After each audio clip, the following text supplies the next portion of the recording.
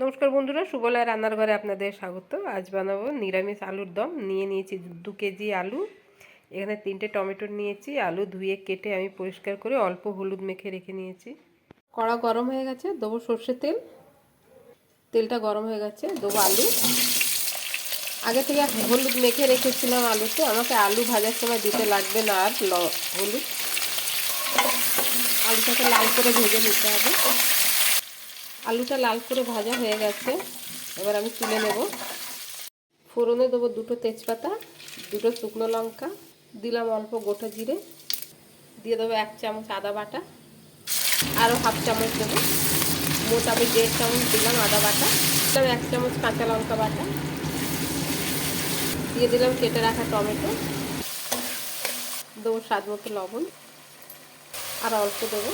2 KG আলুতে আমি 2.5 চামচের লবণ দিলাম। দেবো হলুদ গুঁড়ো 2 চামচ, 1.5 চামচ জিরে গুঁড়ো, 1 চামচ ধনে গুঁড়ো, দিলাম অল্প চিনি স্বাদটাকে ব্যালেন্স করার জন্য। মশলাটা কষানো হয়ে গেছে, দেবো ভেজে রাখা আলু। মশলার সাথে ভালো করে আলুটাকে কষিয়ে নিতে হবে। আলু কষানো হয়ে গেছে, দিয়ে দিলাম জল, দিলাম অল্প কড়াইশুঁটি। আমার আলুর দমটা হয়ে গেছে বন্ধুরা, দিয়ে দিলাম গরম মশলা। যদি আমার এই ভিডিওটা ভালো লেগে থাকে তাহলে লাইক, কমেন্ট, সাবস্ক্রাইব অবশ্যই করবেন। ধন্যবাদ।